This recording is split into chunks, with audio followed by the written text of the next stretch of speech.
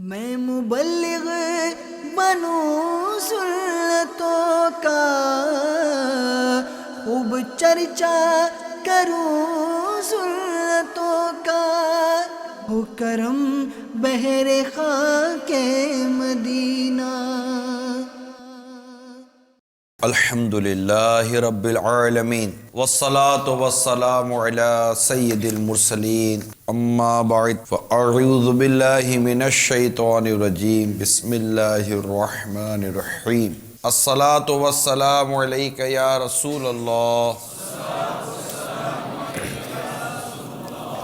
وعلی آلک واصحابک یا حبیب اللہ۔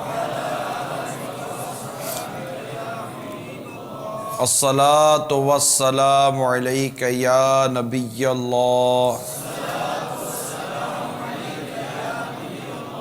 وعلی آلک واصحابک یا نور اللہ۔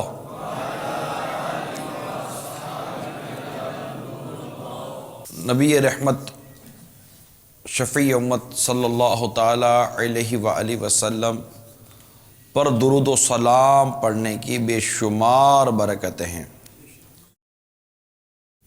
چنانچہ درود شریف پڑھنا نبی رحمت کی شفاعت کا سبب ہے۔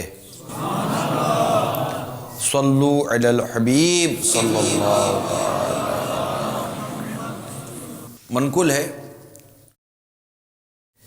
حضرت سیدنا فضیل بن عیاض رحمت اللہ تعالی علیہ کو کسی نے کبھی مسکراتے ہوئے نہیں دیکھا۔ جس دن آپ کے شہزادے حضرت سیدنا علی بن فضیل رحمت اللہ تعالی علیہ نے، جو خود بھی ولایت کے اعلیٰ مرتبے پر فائز تھے، وفات پائی تو آپ مسکرانے لگے۔ لوگوں نے عرض کی یہ کون سا خوشی کا موقع ہے جو آپ مسکرا رہے ہیں؟ فرمایا میں اللہ کی رضا پر راضی ہو کر مسکرا رہا ہوں، کیونکہ اللہ کی رضا ہی کے سبب میرے بیٹے کو قضا آئی ہے، رب عز و جل کی پسند اپنی پسند۔ میرے میٹھے اور پیارے اسلامی بھائیوں، ابھی جو آپ نے حکایت سنی، اس حکایت میں مصیبت پر صبر کرنے والے اور مصیبت کے وقت ایک انتہائی انوکھا انداز اختیار کرنے والے بزرگ حضرت سیدنا فضیل بن عیاض رحمۃ اللہ تعالی علیہ کا ایک مبارک انداز بیان کرنے کی میں نے کوشش کی، اور ہمارا موضوع بھی یہ ہے کہ مصیبت کے وقت ہمارا انداز کیسا ہونا چاہیے۔ اول تو ہم یہ ذہن بنائیں کہ اس دنیا میں آ کر ہی ہم پھنس گئے ہیں، اور یہ یہاں دنیا میں رہنا، یہ ہمارا جینا، یہ سب جو ہے نا وہ اس میں بہت ساری پریشانیاں شامل ہیں۔ اب پریشانیوں اور مصیبتوں کے مختلف انداز ہوا کرتے ہیں۔ ذہنی ٹینشن بھی ہوتا ہے، گھبراہٹ ہوتی ہے، نیند نہیں آتی، یا آتی ہے تو اتنی زیادہ آتی ہے تو پھر آدمی بیزار و تنگ ہو جاتا ہے۔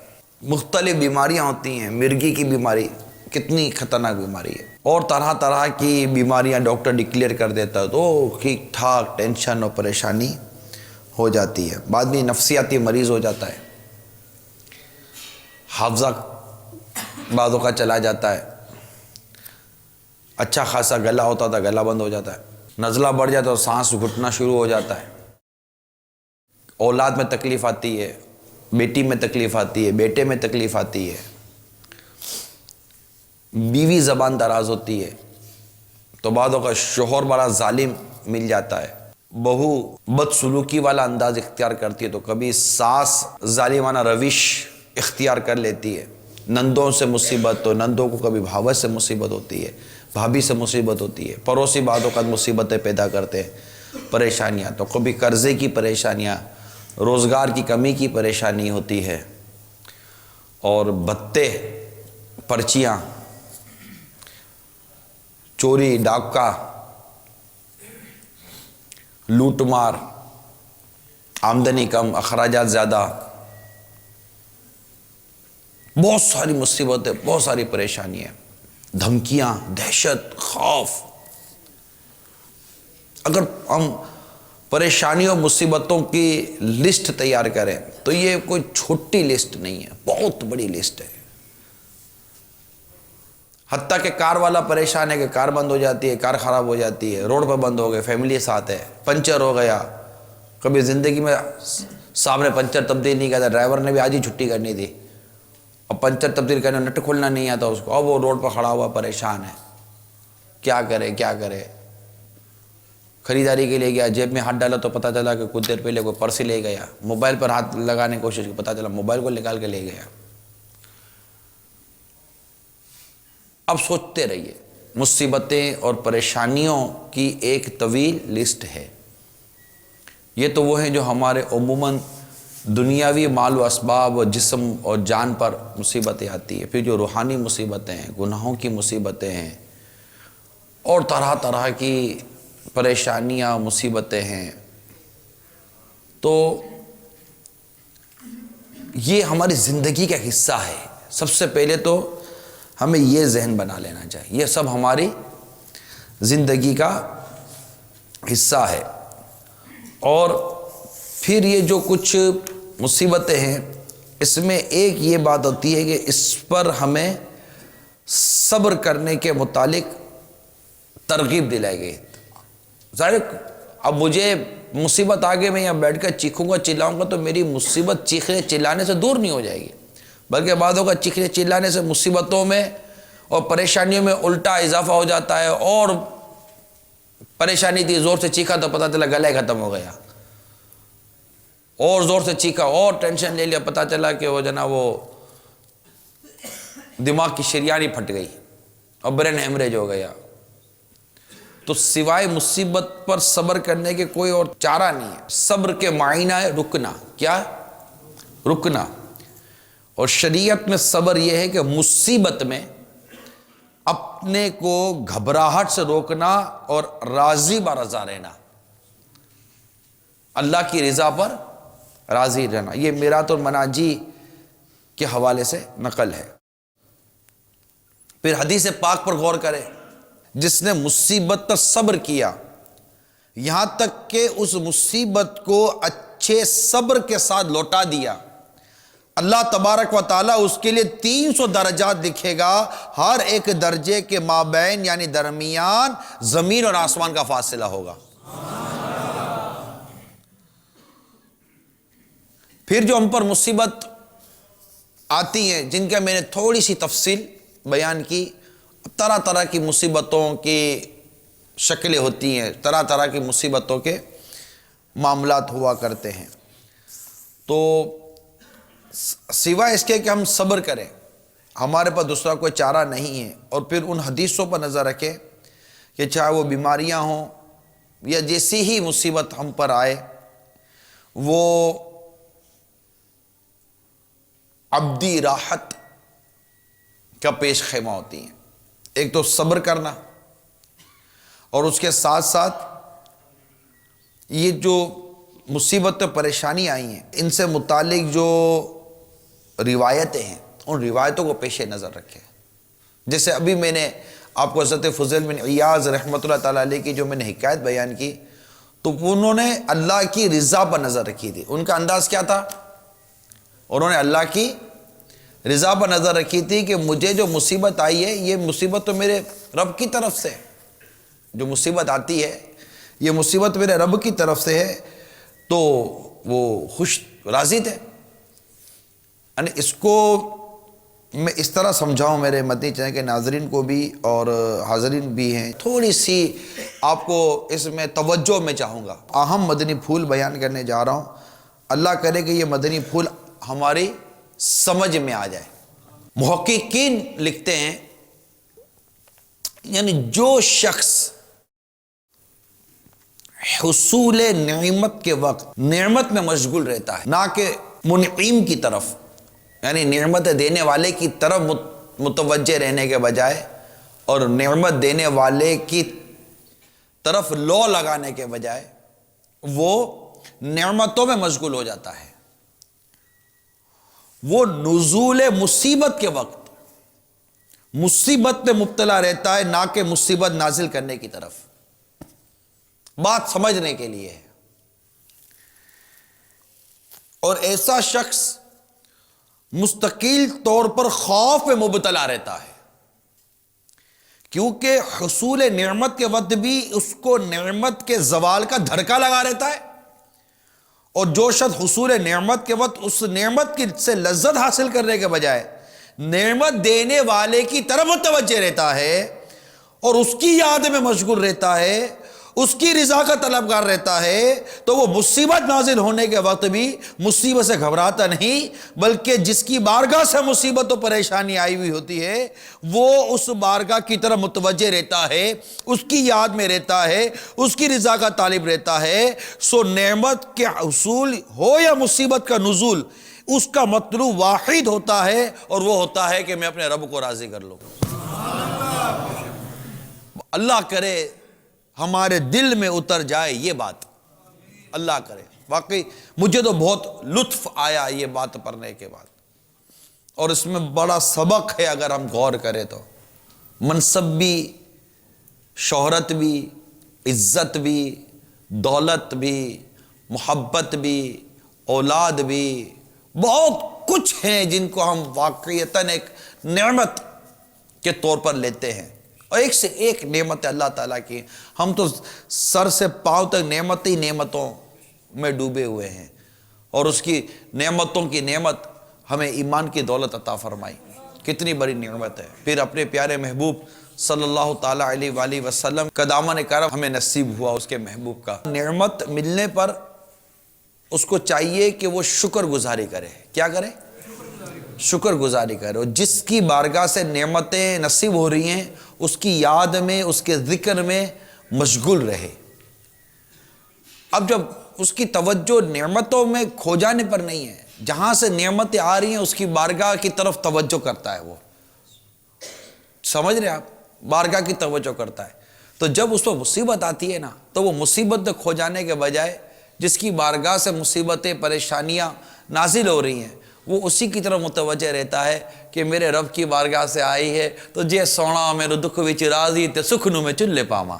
یہ وہ منزل ہوتی ہے۔ آپ پر کیسی مصیبت آئی ہوگی، چلیں ماں نے انتقال کیا ہوگا، باپ کا انتقال ہوا ہوگا، جوان بیٹا آنکھوں کے سامنے دم توڑ گیا ہوگا، یا کوئی بہت خطرناک بیماری ڈکلیئر ہو گئی ہوگی اللہ نہ کرے، یا کوئی زبردست قرضہ آ لیا ہوگا، کوئی پرچی آ گئی ہوگی، کوئی دھمکی آ گئی ہوگی، کوئی پریشانی آ گئی ہوگی۔ ذرا تصور کیجئے، جس پہلے روز جو آئی تھی، پہلی جس گھڑی آئی تھی، اس میں اور اب کی گھڑیوں میں فرق ہے یا نہیں؟ آہستہ آہستہ تو قرار آ ہی جاتا ہے، ایک نظام ہے زندگی کا، ورنہ تو انسان کچھ بھی نہیں کر سکے گا، ایک ہی طرف متوجہ رہے گا۔ تو جب نعمتوں کے وقت اپنے رب کی یاد میں، اپنے رب کے ذکر میں، اپنے رب کی بارگاہ سے نعمت ہے اس کے شکر میں مشغول رہے گا، تو جب مصیبت آئے گی نا، تو مصیبت کے وقت بھی اس پر ایسا کرم ہوگا کہ وہ مصیبت پر پریشان ہونے کے بجائے اللہ نے چاہا تو وہ اس کی بارگاہ کی طرف ہی متوجہ رہے گا۔ وہی قادر مطلق ہے۔ تو یہ مدنی پھول بہت اہم ہے، اللہ کرے کہ یہ مدنی پھول ہمیں یاد رہے، اور ہم نعمتوں کے وقت ہم اللہ کا شکر ادا کریں، اسی طرح مصیبت کے وقت بھی ہم اللہ کی رضا پر راضی رہنے کی کوشش کریں۔ ہمارا انداز مصیبت کے وقت بھی یہ ہونا چاہیے کہ یہ میں اپنے رب کی رضا پر راضی ہوں۔ کیا ہونا چاہیے؟ میں رب کی رضا پر راضی ہوں۔ پھر دوسرا یہ کہ بندے پر جب مصیبت آتی ہے تو وہ روتا ہے، پریشان ہوتا ہے، اللہ کے حضور گر گرا کر توبہ کرتا ہے، بڑی مطلب کہ اس کی یہ کیفیت ہوتی ہے۔ سب کو اس کا کچھ نہ کچھ اندازہ ہوتا ہوگا۔ جاب نہیں مل رہی ہوتی تو انداز کچھ اور ہوتا ہے، جو مل جاتی ہے تو انداز تبدیل ہو جاتا ہے۔ رشتہ نہیں مل رہا تو انداز کچھ اور ہوتا ہے، جب رشتہ مل جاتا ہے، بیٹی کی شادی ہو رہی ہے تو پھر جو اللہ کی نافرمانیاں کرتا ہے وہ بھی اس کو پتہ ہے۔ یہ ایک عجیب سا انداز ہم لوگوں کا، اور یہ وہ انداز ہے اس انداز کے بارے میں سورہ یونس کے اندر آیت نمبر 12 کے اندر ایک پورا ایک مضمون ہے، میں وہ کنز الایمان و خزانہ العرفان کی مدد سے آپ کو عرض کرنے کی کوشش کرتا ہوں، ذرا سمجھنے کی کوشش کیجئے گا۔ آپ کو بڑی اس کے اندر حیرت ہوگی کہ یار واقعی کیا کیفیت ہے۔ اگرچہ مفسرین نے بیان کیا ہے کہ یہ آیت مومن و کافر دونوں کے احوال کو عام ہے، کیونکہ اکثر مسلمانوں کا بھی یہ حال ہے۔ اب وہ کیا بیان ہے؟ یعنی اور جب ترجمہ اس کا کنز الایمان کا یہ ہے، اور جب آدمی کو تکلیف پہنچتی ہے ہمیں پکارتا ہے، لیٹے اور بیٹھے اور کھڑے، پھر جب ہم اس کی تکلیف دور کر دیتے ہیں تو چل دیتا ہے، گویا کبھی کسی تکلیف کے پہنچنے پر ہمیں پکارا ہی نہ تھا۔ یوں ہی بھلے کر دکھائے ہیں حد سے بڑھنے والوں کو ان کے کام۔ اب خزانہ العرفان میں بڑا پیارا مضمون دیا ہے ہمیں صدر الفاضل نے، لکھتے ہیں مقصد یہ ہے کہ انسان بلا کے وقت بہت ہی بے صبرا ہے، بلا کے وقت بہت ہی بے صبرا ہے، اور راحت کے وقت نہایت ناشکرا۔ جب تکلیف پہنچتی ہے تو کھڑے لیٹے بیٹھے ہر حال میں دعا کرتا ہے، جب اللہ تکلیف دور کر دے شکر بجا نہیں لاتا اور اپنی حالت سابقہ کی طرف لوٹ جاتا ہے۔ جب اللہ تکلیف دور کر دیتا ہے تو اس کا شکر بجا لانے کے بجائے اپنی پچھلی حالت کی طرف لوٹ جاتا ہے۔ یہ حال غافل کا ہے، کس کا؟ غافل کا۔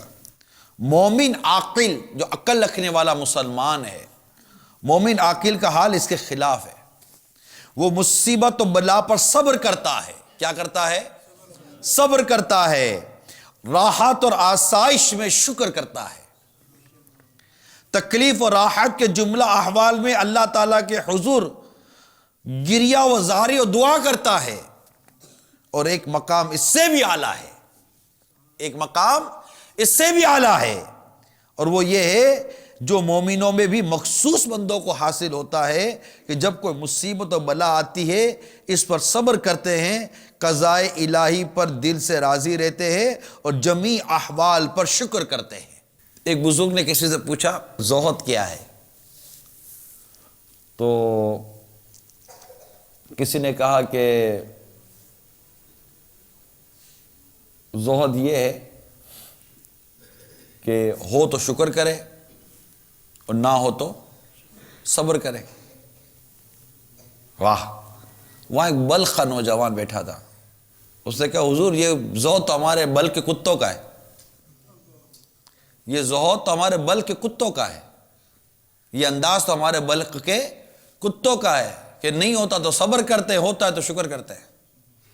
تو فرمایا پھر تیرے نزدیک زہد کیا ہے؟ فرمایا کہ نہ ہو تو اللہ کی رضا پر راضی رہے اور ہو تو تقسیم کر دے۔ مطلب یہ مختلف احوال کی باتیں ہوتی ہیں۔ عرض کرنے کا مقصد یہ ہے کہ ہمیں مصیبت کے وقت جس طرح ہم اللہ تبارک و تعالیٰ کے حضور دعا کرتے ہیں، یا اللہ کرم کرتے ہیں، اللہ کرم کرتے ہیں، اللہ اب نہیں کروں گا، اور اس بات پر غور کرنا چاہیے کہ ہم پر جو مصیبت آئی ہے یہ مصیبت گناہوں کی وجہ سے آتی ہے، یعنی کہ جس وقت مصیبت آتی ہے اس وقت ایک بندے کا انداز یہ ہونا چاہیے، مفسرین نے لکھا ہے کہ وہ اپنے دل میں سوچے کہ اس پر جو مصیبت آئی ہے وہ اس کے کسی گناہ کا نتیجہ ہے، کسی غلطی کی وجہ سے ہے، اور وہ اس کو چاہیے کہ وہ توبہ کرے۔ یعنی تم پر جو مصیبت پہنچتی وہ تمہارے گناہوں کی وجہ سے ہے، اور بہت کچھ تو اللہ معاف فرما دیتا ہے۔ اور پھر ایک مقام پر ہے کہ تجھ کو جو بھلائی پہنچتی ہے وہ اللہ کی طرف سے ہے، اور تجھ کو جو برائی پہنچتی ہے وہ تیری نفس کی شامات اعمال کی وجہ سے ہے۔ جادو کر دیا، نظر لگا دی، کھانے میں ڈال دیا، ارے خدا کے بندو اپنے اعمال پر تو غور کرو۔ بعض اوقات ایسے گناہ ہوتے ہیں جس پر بندے کو مہلت مل رہی ہوتی ہے مگر پھر ایک کھینچتا ہے رب کریم، پتہ ہے ایک رسی کھینچی جاتی ہے۔ اللہ تبارک و تعالی حلیم ہے، کیا ہے؟ حلیم ہے، حلم والا ہے، اسی وقت گرفت نہیں فرماتا، مہلت دیتا ہے کہ بندہ مان جائے گا، بندہ مان جائے گا۔ اب جب مہلت ملتی ہے تو ہم پھیلتے ہیں، ہم گناہوں پر ڈٹ جاتے ہیں، ہم خطاؤں پر ڈٹ جاتے ہیں اور گناہ پر گناہ کرتے رہتے ہیں، گناہ پر گناہ، یہاں حتیٰ کہ لوگوں کے دلوں سے عزت کا چلا جانا اور لوگوں کے دلوں میں عزت کا ذلت میں تبدیل ہو جانا، یہ کتنی بڑی مصیبت ہے، کتنی بڑی مصیبت ہے۔ اور اس مصیبت کا ایک سبب کتابوں میں یہ لکھا ہے کہ جو شخص چپ کر گناہ کرتا ہے، جو شخص چپ کر گناہ کرتا ہے، اللہ تعالیٰ لوگوں کے دلوں میں اس کی عزت نکال دیتا ہے اور وہ عزت کرنے کے بجائے اس شخص سے نفرت کرنے لگ جاتے ہیں۔ یعنی کسی شخص کو عزت مل رہی ہے اور عزت کے ساتھ ساتھ اچانک اس کی عزت نفرت میں اور ذلت میں تبدیل ہو جائے، اب وہ اس نے سازش کر دی، اس نے یہ کر دیا، اس سے وہ کر دیا، جناب یوں ہو گیا، میرے خلاف یوں پلاننگ ہوئی۔ اللہ تبارک و تعالیٰ تیرے خلاف ہونے والے ہر کام کو جانتا ہے، تیری تائید میں ہونے والے ہر کام کو جانتا ہے، وہ ہر شے پر قدرت رکھتا ہے۔ ارے تو رب کو راضی تو کر، تو چپ چپ کر گناہ کر رہا ہے کہ کوئی دیکھ نہ لے، کہ کوئی دیکھے گا تو میں بے عزت ہو جاؤں گا۔ تیرا رب تجھے دیکھ رہا ہے جو عزت و ذلت کا مالک ہے، عزت و ذلت اس رب کریم کے دستے قدرت کے اندر ہے۔ تو اس رب سے حیا کرنے کے بجائے، اس رب کا خوف کرنے کے بجائے تو مخلوق سے ڈرتا رہا اور رب سے نہ ڈرتا رہا اور رب کی بارگاہ میں تو بے باکی کرتا رہا کہ کہیں تو لوگوں کے بیچ میں کرے گا تو ذلیل اور رسوا نہ ہو جائے، اور جانتا نہیں تھا کہ عزت و ذلت کی اللہ تعالیٰ کے دستے قدرت میں ہے۔ چل رہا ہوتا ہے، خوب حرام روزیاں کما رہا ہوتا ہے، اچانک ٹھا کر کے گرتا ہے، سارا کاروبار، سارے بنگلے، سارا فیکٹریاں، سب کچھ ملیا میٹ ہو جاتی ہیں، زمین دوس ہو جاتا ہے، سب کچھ قرضوں میں ڈوب جاتا ہے، اولاد بیمار ہو جاتی ہے، خود بیمار ہو جاتا ہے، خود پریشان ہو جاتا ہے، روزی روٹی کے لالے پڑ جاتے ہیں، بچوں کی خوراک کے لالے پڑ جاتے ہیں، بیوی چھوڑ کر چلی جاتی ہے، طرح طرح کی مصیبتیں اور پریشانیوں کا شکار ہو جاتا ہے۔ وہ اب کہتا ہے کہ جناب میرے ساتھ کسی نے کچھ کر دیا، ذرا معلومات تو کرو یار، میرے کو نظر تو نہیں ہے، تو دیکھنا استخارہ کرنا یار، کسی نے کچھ کرا تو نہیں دیا۔ اب اگلے کی ہمت نہیں ہو رہی، بولا بھائی داڑھی تو رکھ، نماز تو ایک ٹائم کی پڑھتا نہیں ہے، بولتا اب کسی نے کرا تو نہیں دیا ہے، کاروبار پورا سود پہ کھڑا کر دیا، بولتا ہے کسی نے کرا تو نہیں دیا ہے، کاروبار چلانے کے لیے بلا اجازت شرعی رشوتوں کا لین دین کرتا ہے، بڑھتا ہے کسی نے کرا تو نہیں دیا ہے، اپنے ارد گرد سیکرٹریاں پی اے کے نام پر لڑکیاں رکھی ہوئی ہیں بے پردہ عورتوں کے ساتھ، تو ملتا جلتا ہے، بولتا ہے کسی نے کچھ کرا تو نہیں دیا ہے، گالیاں دیتا ہے، ماں باپ کو ستا کر نکلتا ہے، بولتا ہے کسی نے کرا تو نہیں دیا ہے، اولاد کی تو نے تربیت نہیں کی اسلام کے مطابق، بولتا ہے کسی نے کرا تو نہیں دیا ہے، بیوی کی تربیت نہیں کی شریعت کے مطابق، تو بولتا ہے کسی نے کچھ کرا تو نہیں دیا ہے، چگلیاں تو کرتا ہے، حسد تو کرتا ہے، چاپلوسی تو کرتا ہے، جھوٹ تو بولتا ہے، ملاوٹ تو کرتا ہے، دنیا بھر کے الٹے سیدھے دھندے تو کرتا ہے، اللہ کی دین دہاڑے نافرمانیاں تو کرتا ہے، گاڑی سٹارٹ کرتا ہے تو تیری کار کے اندر سے شیشے بند ہوتے ہیں پھر بھی میوزک کی آواز آتی ہے، وہ گانے تو اتنی بے باکی کے ساتھ تو سنتا ہے، سنیما گھر جا کر فلمیں ڈرامے تو دیکھتا ہے، ٹی وی کے سامنے بے حیائی کے مناظر تو دیکھتا ہے، تفریح گاؤں میں اپنی بچیوں کو اور اپنی بیوی کو بے پردہ لے کر تو گھومتا ہے، موٹر سائیکل کے پیچھے اپنی بیوی کو بے پردہ تو بٹھاتا ہے، اپنی بچیوں کو شریعت کے مطابق تعلیم و تربیت تو نہیں کرتا۔ ارے بتا بھائی تو نے خود کیسے کیسے اعمال کیے، ارے کیسے کیسے مصیبت ہے تو نے خود اپنے پلے باندھی ہے، پھر پوچھتا ہے مولانا ذرا دیکھ رہا ہے کسی نے کچھ کر تو نہیں دیا ہے۔ ارے جو کچھ تو نے اپنے لیے کیا ہے، جو کچھ تو نے اپنے لیے کیا ہے اس پر غور نہیں کرتا، بلکہ یہ غور کرنے کے لیے بولتا ہے ذرا دیکھو میرے کو کسی نے کچھ کر تو نہیں دیا ہے۔ ارے تو خود اپنے اندر دیکھ، تو نے خود تیرا اپنا بیڑا گھر کیا ہے، تو نے خود اپنے ہاتھوں اپنی مصیبتوں کو دعوت دی ہے، اپنی پریشانیوں کو دعوت دی ہے، پھر کہے گا کہ جناب یہ تو میں پہلے سے کرتا ہوں۔ ارے تجھے مہلت مل رہی تھی، تجھے مہلت مل رہی تھی، مان جا مان جا، مگر تو نہ مانا، تو نہ مانا۔ یاد رکھو اللہ کی نافرمانی پر جو تمہیں ڈھیل مل رہی ہے یہ ڈھیلی ہے، جو تم پر یہ کھینچا نہیں جا رہا نا، یہ ڈھیلی ہے، اور جب یہ کھینچی جاتی ہے نا بندہ مایوس ہو جاتا ہے۔ اللہ تعالیٰ کی خفیہ تدبیر، اللہ تعالیٰ کی خفیہ تدبیر عمل میں آتی ہے، بندہ کسی سطح کا قابل نہیں رہتا، سب ختم ہو جاتا ہے۔ اور اس کو ہم کہتے ہیں جیسی کرنی ویسی بھرنی۔ یہ ہو ہی نہیں سکتا کہ تم کچھ اور بو اور نکلے کچھ اور، جیسا بو گے ویسا کاٹو گے۔ کیا بویا؟ اے میرے میٹھے اور پیارے اسلامی بھائیوں، اے مدنی چینل کے ناظرین، اور مجھے پردے میں رہ کر سننے والے اسلامی، اپنے ہاتھوں کے کیے گا کوئی علاج نہیں۔ سر دیوار پر دے بدے مارو، بولو مولانا کو دم کر دو، میرے کو سر میں درد نہ ہو۔ پانی میں غوطے پہ غوطے لگاؤ، بولو کو تعویذ ایسا پہنا دو کہ میں غوطہ لگاؤ اور میرے ہاتھ پیر سر کچھ گیلا نہ ہو۔ اپنے ہاتھوں کیے کا کوئی علاج نہیں ہے۔ جب تمہیں راحت تھی تم نے خوب اڑایا، آج جب ہاتھ کھینچ گیا تو کیا تم نے حدیث نہیں سنی تھی کہ غریبی میں بھی اعتدال ہے اور امیری میں بھی اعتدال ہے، دونوں صورتوں میں میانہ روی اختیار کرو، مگر نہ کیا، نتیجہ جو کچھ بھی ہیں سب اپنے ہی ہاتھوں کے ہیں کرتوت۔ شکوا ہے زمانے کا، نہ قسمت کا گلا ہے، دیکھے ہیں یہ دن اپنی ہی غفلت کی بدولت، سچ ہے کہ برے کام کا انجام برا ہے۔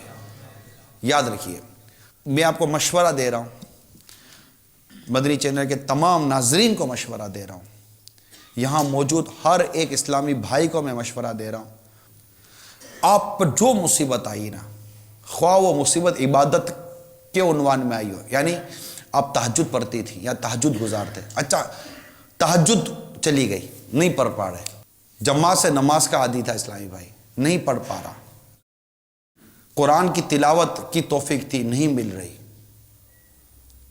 درود پاک کی کثرت تھی نہیں مل رہی، دیدار مصطفیٰ ہو رہا تھا نہیں ہو رہا۔ بات سمجھ رہے ہیں آپ؟ عبادت میں اگر کوئی ایسی چیز پیش آتی ہے یا اور کوئی جملہ مصیبتیں سامنے آتی ہیں، میرا ناقص مشورہ ہے، ناقص مشورہ ہے، خدا را اس وقت اس گھڑی اپنی اس کیفیات اور گھڑیوں کو یاد کریں جو اس سے پہلے گزری، اس سے کون سی غیبت ہو گئی ہے، گناہوں کو یاد کرنا شروع کریں اور پھر سارے گناہوں کی توبہ کرنا شروع کریں، ایک ایک کر کے ہر گناہ سے توبہ کرتے جائیے، اور توبہ کی شرائط یاد رکھیے گا کہ آئندہ گناہ نہ کرنے کا پختہ ارادہ ہو، آئندہ گناہ نہ کرنے کا پختہ ارادہ ہو، اور گناہ پر ندامت ہو، کیا ہو؟ گناہ پر ندامت ہونی چاہیے، آئندہ گناہ نہ کرنے کا پختہ ارادہ ہونا چاہیے۔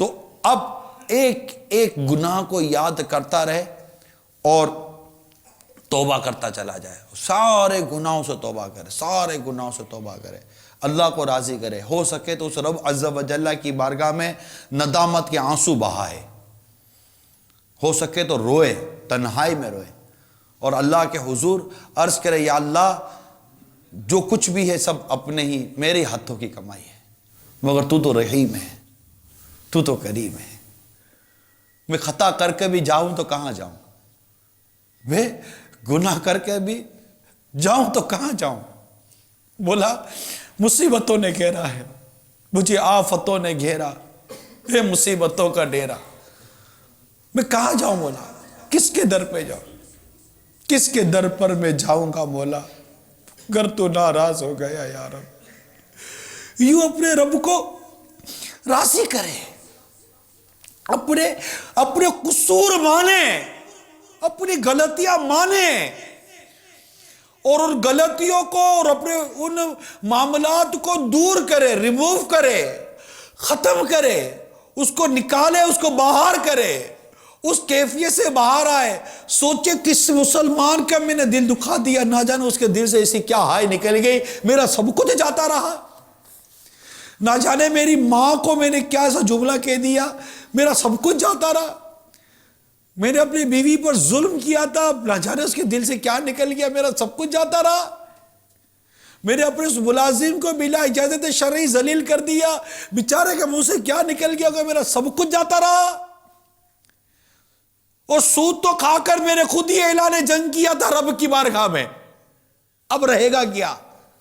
سب کچھ جاتا رہا، ظلم و تشدد کیے، نتیجہ سب کچھ جاتا رہا، میری اولاد چلی گئی، میری اولاد کو ایسا مرض لگ گیا کہ ڈاکٹر نے کہہ دیا اب کوئی علاج نہیں ہے اس کا، میری بیوی گر گئی، فریکچر ہو گیا، میں بیوی کی خدمت کروں، نوکری کروں، کاروبار کروں، بچوں کو دیکھوں، کھاؤ پیو، کیا کروں؟ ساتھ ہی ساتھ ڈاکٹر نے میری بیماری بھی ڈکلیئر کر دی۔ اس پر اپنے گناہوں کو یاد کرے اور اپنے رب عز و جل کے حضور گر گرا کر دعا کرے، گر گرا کر معافی مانگے کہ اللہ تبارک و تعالی یہ رحم کرنے والا ہے، کرم فرمانے والا ہے۔ بزرگوں نے لکھا ہے کہ مصیبت کے وقت دعا کیا کرو، اور اللہ تعالیٰ دعا کرنے والے کو پسند فرماتا ہے کہ جب مسلمان پر کوئی مصیبت آئے تو اس کو اللہ تعالیٰ سے دعا کرنی چاہیے۔ کیا انداز ہونا چاہیے؟ دعا کرنی چاہیے، بکواس نہیں کرنی چاہیے، بک بک نہیں کرنی چاہیے، کفر نہیں بکنا چاہیے، اللہ تعالیٰ پر معاذ اللہ اعتراض نہیں کرنا چاہیے۔ ہوتا کون اعتراض کرنے والا ہے؟ تو ہے کون؟ گندا قطرہ، ناپاک قطرہ، تیرا انجام مردار، تو رب پر اعتراض کرتا ہے، تیری بدبختی آ گئی ہے، جس سے تجھے پیدا کیا تو اس پر اعتراض کرتا ہے، اپنی اعمال کو نہیں دیکھتا، اپنے کرتوتوں کو نہیں دیکھتا، اپنی حرکتوں کو نہیں دیکھتا۔ تیرے رب نے تجھے بے شمار ان گنت نعمتوں سے اب بھی نوازا ہے، تو یہ نہیں دیکھتا تجھ پر آنے والی ایک مصیبت پہ تو رب پر اعتراض کرتا ہے۔ ایک نوجوان سر پہ پٹی باندھ کے جا رہا تھا، تو کسی نے دیکھ کر کہا کہ کیا ہوا؟ بولا سر میں درد ہے۔ کہا تف ہے تجھ پر، تف ہے تجھ پر، اللہ نے ایک مصیبت دی ساری دنیا کو دکھاتا ہے، اللہ نے اتنی نعمتیں دی، کبھی اس کا شکر ادا کیا ہے؟ ایک مصیبت پر کیسا واویلا کرتے ہیں، ایک مصیبت پر کبھی شکر ادا کرنے کی بھی کوشش کی ہے؟ تو دعا کرے، کیا کرے؟ دعا کرے، استغفار کرے، توبہ کرے کہ اللہ تعالی ہم سب کے گناہوں کو معاف فرما دے۔ دعا کے متعلق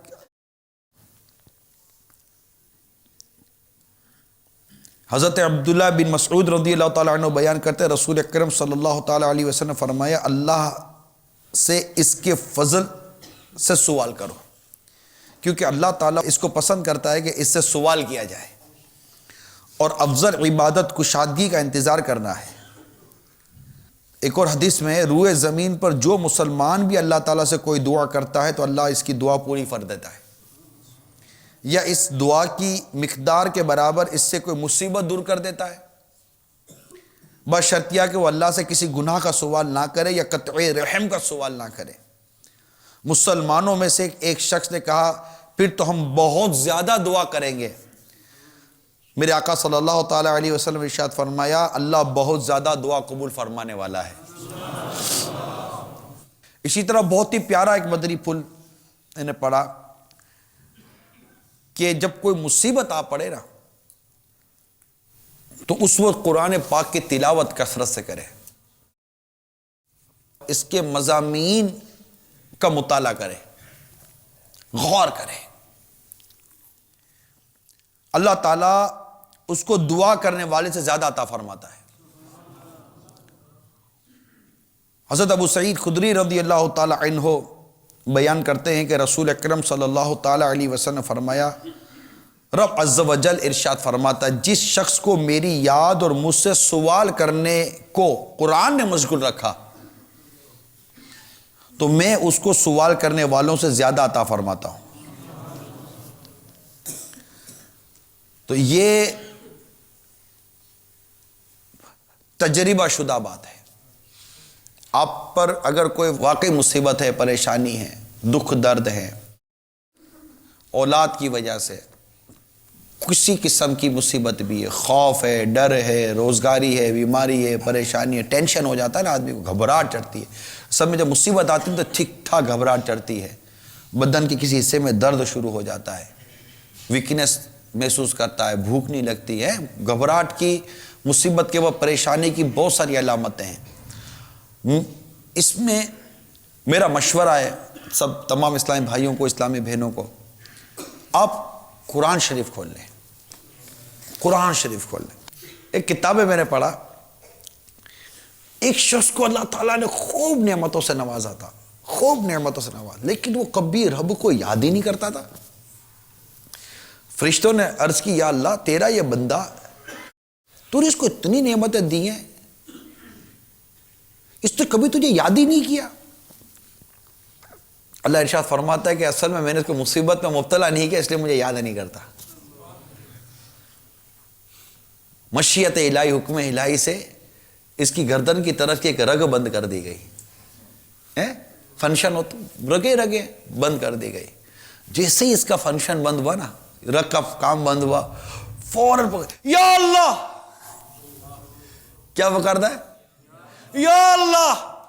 غیب سے آواز، لبیک یا عبدی، بول میرے بندے، میں تو تیرا رب ہوں، تیری شیرک سے زیادہ قریب ہوں، تو اب تک کہاں تھا؟ تو جب بندے پر مصیبت آتی ہے نا، تو حقیقت یہ ہے کہ مصیبت بہت ساری پریشانیوں کو دور بھی کر جاتی ہے، گناہوں کی مغفرت کا ذریعہ بھی بنتی ہے۔ چنانچہ حدیث پاک میں ہے کہ جس مسلمان کو کوئی مصیبت پہنچے، خواہ وہ تھکاوٹ ہو، غم ہو، قرض یا بیماری ہو، حتیٰ کہ کوئی فکر ہو جس کی وجہ سے وہ پریشان ہو رہا ہو، تو اللہ تبارک و تعالی اس مصیبت کو اس کے گناہوں کا کفارہ بنا دیتا ہے۔ تو مصیبت کے وقت گھبرانا، پریشان ہونا، اس کے بجائے اگر بندہ رب کی رضا پر راضی رہے کہ اگر یہ دنیا کی آنے والی بعض مصیبتیں، بعض پریشانیاں اگر میرے گناہوں کا کفارہ بن جاتی ہیں، کیونکہ وہ ہے نا کہ اللہ تعالیٰ اپنے بندے کو ایک مقام عطا فرمانا چاہتا ہے، مگر وہ عبادت کے ذریعے جو اس مقام کو نہیں پا سکتا تو اسے مصیبت میں مبتلا کر دیا جاتا ہے، جس پر وہ صبر کرتا ہے اور اللہ تعالیٰ اس کو وہ مقام عطا فرما دیتا ہے جس مقام کو اللہ تعالیٰ نے اس کو عطا فرمانا ہے۔ تو آدمی یہ بھی گمان کرے، حضرت ایوب علیہ نبینا علیہ الصلوۃ والسلام پر جو آزمائش آئی تھی، ذرا اس کو یاد کیجئے۔ سب کچھ تو چلا گیا تھا، گھر، اولاد، کھیتی باڑی، سب تو چلا گیا، جسم میں طرح طرح کی آزمائشوں کا شکار ہو گئے تھے، عزیز رشتہ دار سب تو چھوڑ کر چلے گئے تھے۔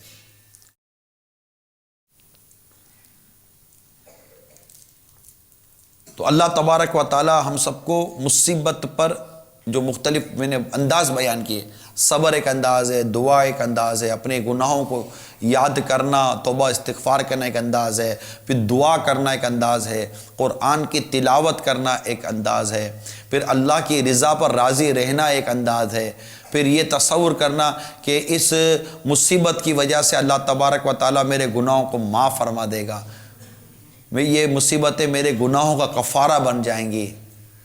یہ سب پھر جو نیک لوگوں پر مصیبتیں آئیں، یعنی یہ ایک تصور کہ آپ پر مصیبت آئی، آپ تو نمازی ہیں، آپ تو نیک ہیں، آپ تو سنتوں کے پیکر ہیں، آپ تو 12 ماہ کے مسافر ہیں، آپ تو ہر ہفتے اجتماع میں جاتے ہیں، آپ تو درس بھی دیتے ہیں، مدنی قافلوں میں سفر بھی کرتے ہیں، آپ تو امامے والے ہیں، آپ تو مدنی برقعے والی ہیں، آپ تو ذکر و اذکار والے ہیں، آپ تو تہجد گزار ہیں، آپ کی تو ایک نماز نہیں چھوٹتی، آپ تو نیکی کی دعوت دینے والے ہیں، آپ تو برائی سے منع کرنے والے ہیں، آپ تو داڑھی والے ہیں، آپ تو سچ بولتے ہیں، آپ نے تو کبھی رشوت نہیں لی، آپ نے تو کبھی سود بھی نہیں لیا، آپ تو ملاوٹ بھی نہیں کرتے ہیں، آپ تو بہت نیک پرہیزگار اور متقی اور زبردست زاہد اور عابد اور عبادت گزار بندوں میں آپ کو شمار کیا جاتا ہے۔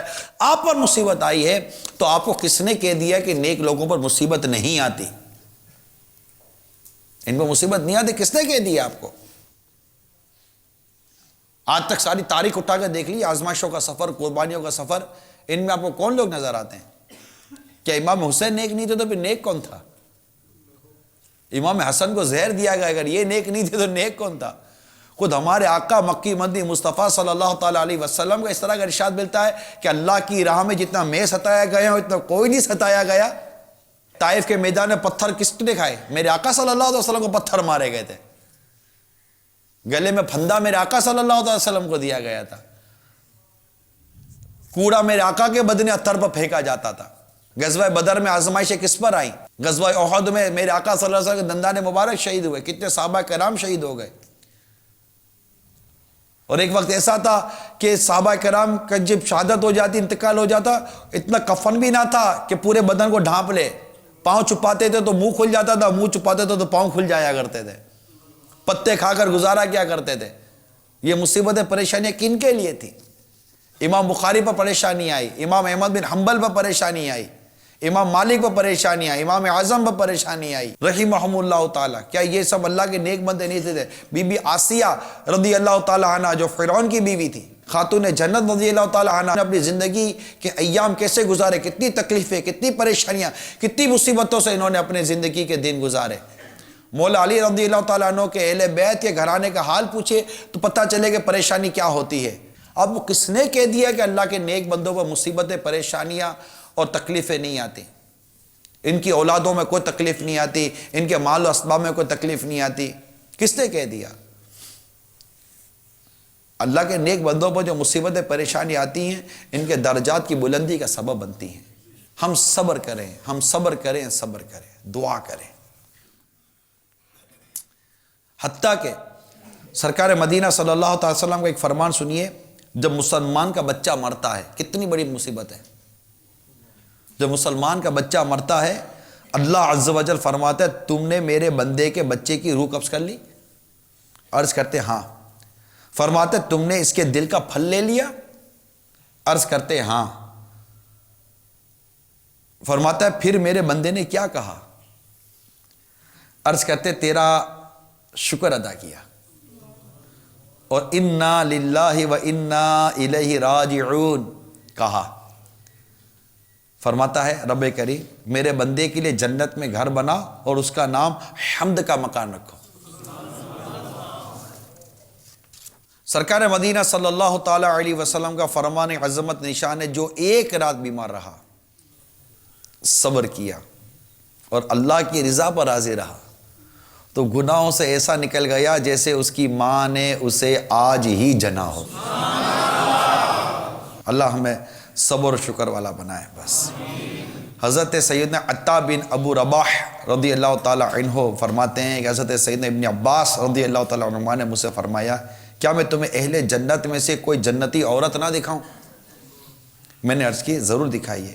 فرمایا یہ حبشی عورت جب یہ نبی پاک صلی اللہ تعالی وسلم کے پاس آئی تو اس نے عرض کی یا رسول اللہ صلی اللہ علیہ وسلم مجھے مرگی ہے جس کی وجہ سے میرا ستر یعنی پردہ کھل جاتا ہے، لہذا اللہ سے میرے لیے دعا کیجئے۔ ارشاد ہوا اگر تم چاہو تو صبر کرو اور تمہارے لیے جنت ہے، اور اگر چاہو تو میں اللہ سے تمہارے لیے دعا کروں وہ تمہیں عافیت عطا فرما دے۔ تو اس نے عرض کی میں صبر کروں گی۔ پھر عرض کی میرا پردہ کھل جاتا ہے، اللہ سے دعا کیجئے کہ میرا پردہ نہ کھلا کرے۔ پھر آپ صلی اللہ علیہ وسلم نے اس کے لیے دعا فرمائی۔ تو آپ دیکھیے صبر کرنے والیاں تھیں، صبر کرنے والیاں تھیں۔ چلے اس سے میں مرگی کے متعلق کچھ عرض کر دوں۔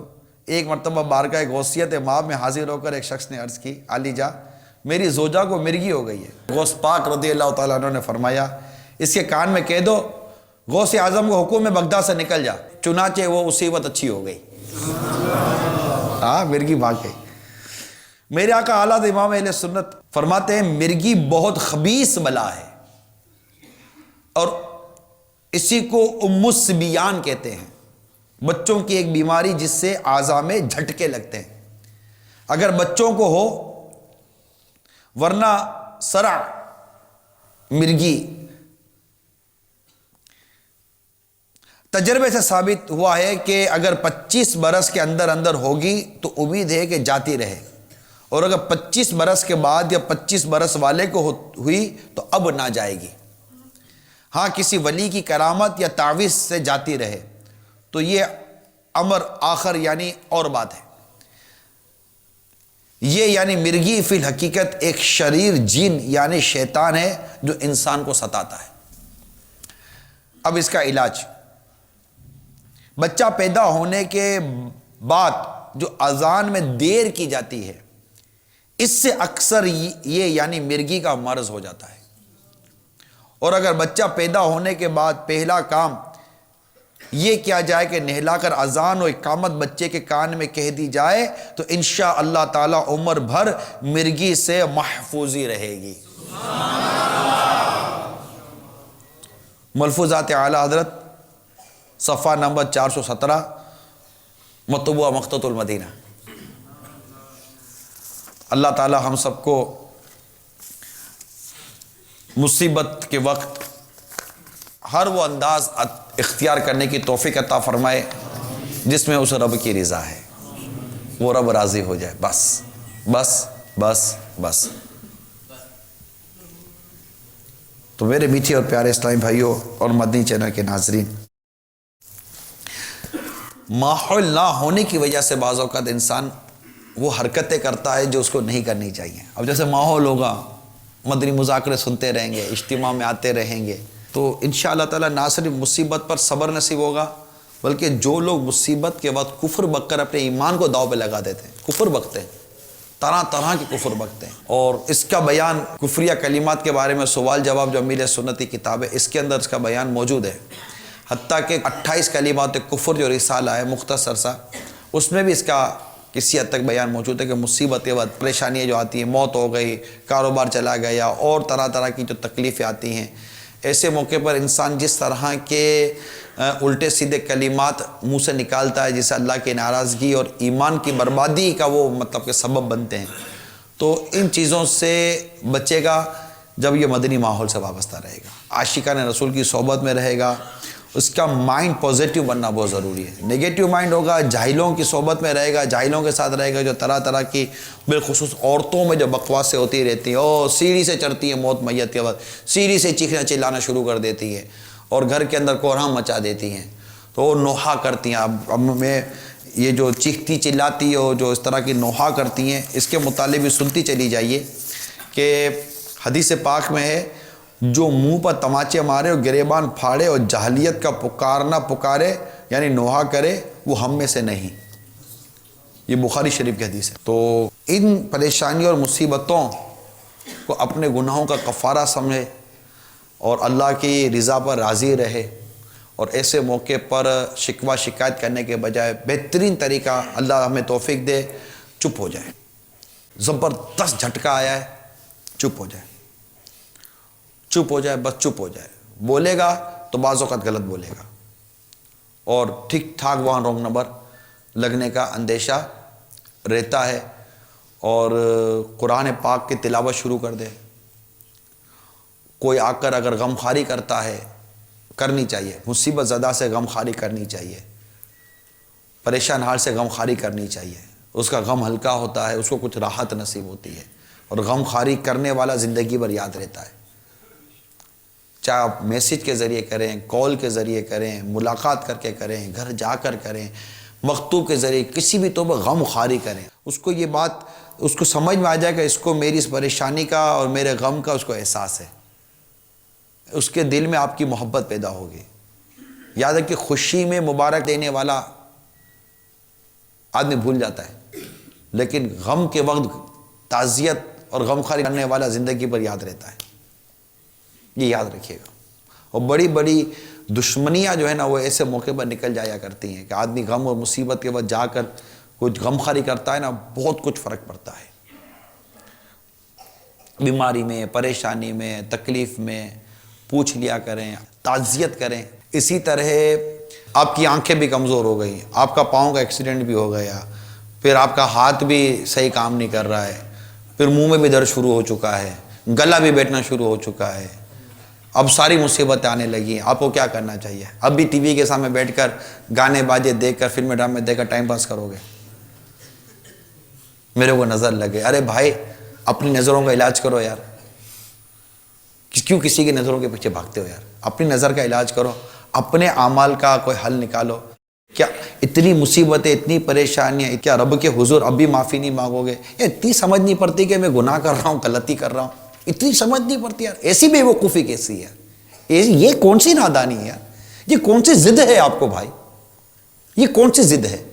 گردے پھیپڑے ہر چیز ٹوٹ پھوٹ کا شکار ہو گئے، دل کے مرض تم نے لے لیے، شوگر تم نے پال لی ہے، ٹینشن تم نے پال لیا ہے، طرح طرح کے اور امراض تم نے پال لیے، پھر بھی گناہ کا راستہ نہیں چھوڑتے ہو۔ یہ تمہیں کیسی ضد ہے یار؟ تم کس چوٹ کا انتظار کر رہے ہو؟ آ جاؤ اللہ کی بارگاہ میں، رجوع کر لو، توبہ کر لو، معافی مانگ لو۔ اللہ تبارک و تعالی ہم سب کو عافیت عطا فرمائے، عافیت عطا فرمائے، اور گناہوں سے بچنا نصیب فرمائے۔ گناہوں سے بڑی کیا مصیبت ہے؟ اس سے بڑھ کر مصیبت تو کفر کی ہے، مگر اللہ کا کروڑوں کرم ہے، ہمیں اس مصیبت سے محفوظ فرمایا ہے۔ اور اللہ تبارک تعالیٰ جب تک جئیں لمحے بھر بھی ایمان ہم سے جدا نہ ہو، ایمان میں کمی نہ ہو، کمزوری نہ ہو، ایمان ہمارا ترقی کرتا ہی چلا جائے۔ آمین بجاہ نبی الامین صلی اللہ تعالی علیہ وآلہ وسلم۔ میں مبلغ بنوں سنتوں کا،